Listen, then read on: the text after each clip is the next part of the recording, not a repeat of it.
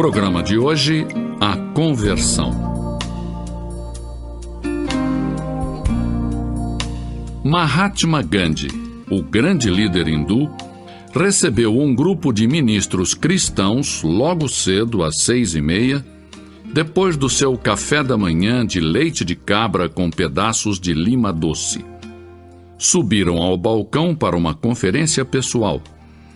O debate tornou-se a conversão cristã. E o Sr. Gandhi disse: creio na conversão cristã, sim, ela é verdadeira. Por outro lado, não há nada pior do que ser exteriormente algo que não se o é no interior. Vamos às Escrituras para ver o que diz a Bíblia sobre a conversão. O verbo converter, ou uma de suas formas, aparece 14 vezes no Novo Testamento. Simplesmente significa deter-se e voltar-se. A ideia de voltar-se é básica nesta palavra. Às vezes, um indivíduo se volta por si mesmo, e em outras ocasiões, fazem-no girar. Essa palavra foi usada por Pedro em Atos 3,19, quando advertiu o povo: arrependei-vos, convertei-vos. Assim, a conversão é a mudança voluntária de opinião de um pecador quando se afasta por um lado do pecado e por outro se volta para Jesus Cristo. A conversão é o lado humano da tremenda transformação que se produz através do novo nascimento, regeneração por obra de Deus. É simplesmente a volta do ser humano passando do pecado para o lado de Cristo.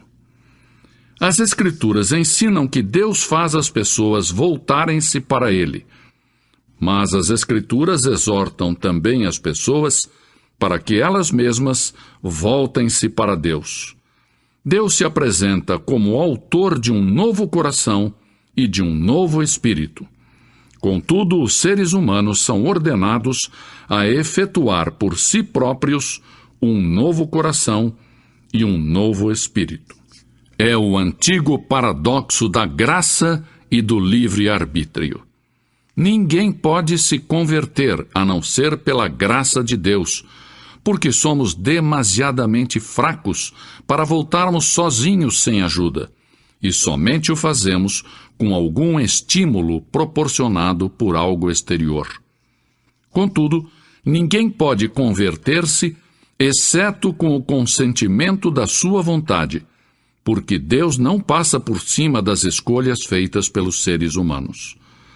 Pode ser que não estejamos livres para escolher, porque o pecado debilita o nosso poder de eleição moral, mas podemos negar-nos a aceitar. Podemos negar-nos a ser escolhidos. Simão Pedro não podia converter-se em discípulo até Jesus o chamar e lhe dizer: segue-me. Não obstante, outros escutaram a mesma chamada e se negaram a aceitá-la ou adiaram a sua decisão. Um disse: Senhor, deixa-me ir primeiro enterrar o meu pai. O outro disse: deixa-me despedir-me daqueles da minha casa. Esses homens recusaram a chamada de Cristo. Esta combinação de chamada divina e responsabilidade humana de aceitar ou não a graça de Deus se encontra presente em toda a Bíblia e caracteriza todos os pactos de Deus com os seres humanos. A Bíblia nos faz enfrentar a independência moral do ser humano e a sua dependência espiritual de Deus. Na frase pitoresca de Salmos 18:29, Davi nos diz: e com o meu Deus saltarei os muros. Um homem ou uma mulher pode passar sobre certos obstáculos por sua própria vontade e esforço, mas os muros são tão altos que necessitam algo mais do que isso. O salmista conhecia esses muros e somente podia saltar sobre eles com a ajuda de Deus. Deus não levanta ninguém para cima, antes ajuda a pessoa a saltar. Isso é o mesmo que ocorre no caso da conversão. Há uma resolução, um ato de pura vontade dentro da esfera do poder que um indivíduo tem para escolher e tomar decisões. Mas essa resolução é também uma resposta a um estímulo de fora que ele mesmo não instiga, não provoca, nem mesmo esperasse. A Bíblia diz: porque pela graça sois salvos por meio da fé, e isto não vem de vós, é dom de Deus, não vem das obras para que ninguém se glorie. A graça é de Deus, a fé é nossa.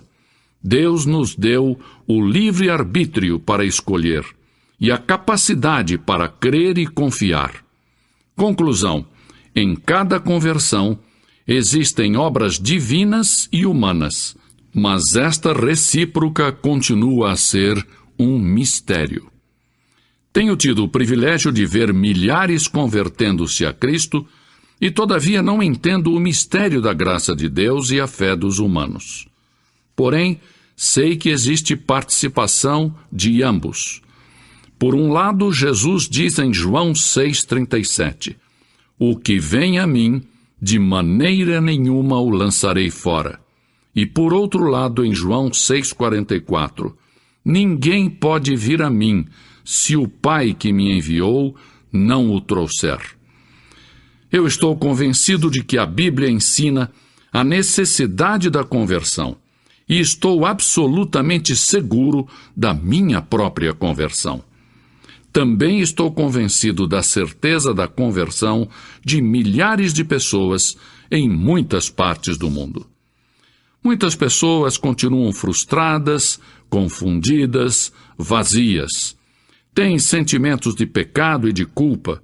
Todavia, de forma alguma elas têm a capacidade de resolver os problemas mais cruciais da alma, do coração e da mente. Elas estão buscando uma resposta. Está bem, vou dar-lhes. A resposta é simples. Em primeiro lugar, devem reconhecer que são pecadoras. A Bíblia diz: porque todos pecaram e destituídos estão da glória de Deus. Romanos 3:23. Não é fácil admitir que somos pecadores. Não nos agrada reconhecer que somos maus. Mas Deus exige não somente que admitamos a nossa maldade, mas também que nos apartemos do nosso pecado. É aqui onde intervém a nossa própria vontade humana. É possível que não tenhamos a capacidade de abandonar o pecado, mas devemos fazê-lo, e quando almejamos, Deus nos ajuda. Em segundo lugar, devemos conhecer que Cristo morreu pelos nossos pecados e 3 dias depois ressuscitou dentre os mortos. Está vivo ao lado do Pai, é o nosso advogado. Esse era o plano de Deus, que Cristo derramasse o seu sangue na cruz pelos nossos pecados. Não nos agrada chegarmos perto de uma cruz na qual se derramou sangue. Para algumas pessoas, isso é até repulsivo. Se a cruz é repulsiva para nós, quanto mais para Deus, e como indica o clamor de Cristo na cruz quando disse: Deus meu, por que me desamparaste? Marcos 15:34. Neste momento terrível, ele estava em luta com o pecado, o inferno e a morte. Todavia, graças a Deus, a ressurreição foi o testemunho do seu triunfo.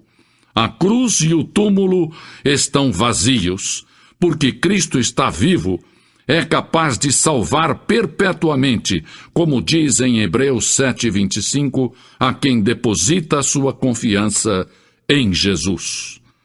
Em terceiro e último lugar, Deus exige que recebamos a seu Filho por fé. Mas a todos quantos o receberam, aos que creram no seu nome, deu-lhes o poder de se tornarem filhos de Deus. João 1:12. Trata-se de um ato simples de fé. Jesus disse: em verdade vos digo, que se não vos converterdes e não vos fizerdes como crianças, de modo algum entrareis no reino dos céus. Mateus 18:3. No momento em que as pessoas recebem a Cristo mediante o arrependimento e a fé, se produz a regeneração e logo se convertem em novas criaturas em Cristo. As Escrituras assinalam que as coisas velhas já passaram e tudo se fez novo. Newton tinha sua dinâmica da matéria e do movimento. Einstein a da relatividade. Mas Cristo possui a dinâmica do espírito. Na química, sob certas condições, o hidrogênio e o oxigênio se combinam e formam a água. Da mesma forma, o arrependimento e a fé em Cristo produzem uma nova vida. Sim, a conversão cristã é real. Você necessita da experiência da conversão. Então, aceite agora mesmo a Jesus Cristo como seu único e suficiente Salvador pessoal. Deus o abençoe.